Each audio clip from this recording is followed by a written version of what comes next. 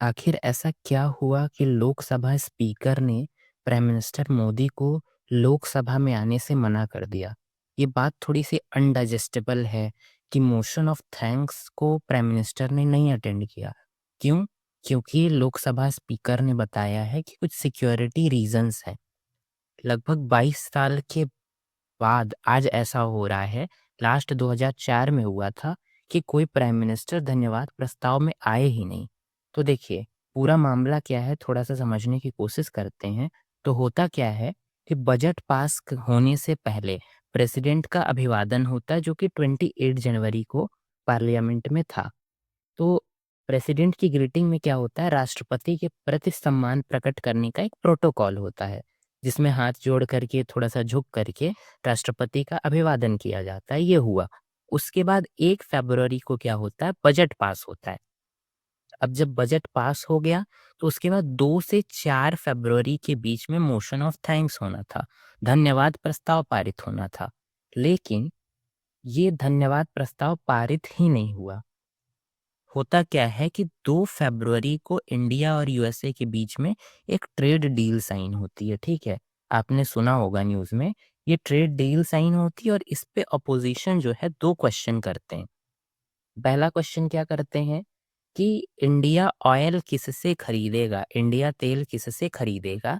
ये बात यूएसए क्यों बता रहा है? ये बात तो इंडिया को बतानी चाहिए ना।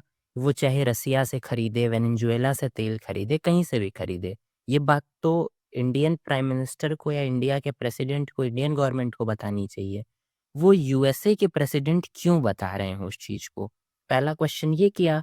दूसरा क्वेश्चन उन्होंने बोला कि चलिए ठीक है 25% से हटा कर के 18% कर दिया गया ड्यूटी। लेकिन ये जो ड्यूटी है वो इम्पोर्ट पे तो ज़ीरो है और एक्सपोर्ट पे लग रही है आपकी 18%, ठीक है? एक्सपोर्ट पे 18% लग रही है और इम्पोर्ट पे 0% लग रही है। तो क्या एमएसएमई पे प्रभाव नहीं पड़ेगा? बिल्कुल पड़ेगा। तो इस वजह से कुछ बहस होती है जिसमें कि 8 मेंबर ऑफ पार्लियामेंट को सस्पेंड कर दिया जाता है। और आप सोचिए कि सवाल खड़े करने पर, सवाल पूछने पर ऑपोज़िशन के कुछ मेंबर ऑफ पार्लियामेंट को सस्पेंड कर देना क्या कोई सेंस देता है? नहीं। तो अब क्या क्वेश्चन है कि 4 फरवरी को जो पीएम का मोशन ऑफ थैंक्स होना था, वो हुआ ही नहीं। क्यों? क्योंकि वो नहीं आए, बताया गया कि पार्लियामेंट में सिक्योरिटी इश्यू है। तो मोशन ऑफ थैंक्स में होता क्या है? तो पहला होता है कि जब राष्ट्रपति का भाषण होता है, तो उस पे धन्यवाद प्रस्ताव होता है। फिर दूसरा जो है वो गवर्नमेंट की पॉलिसीज़ पे डिस्कशन होता है। तीसरा अपोज़िशन गवर्नमेंट से कुछ क्वेश्चंस करती है, ठीक?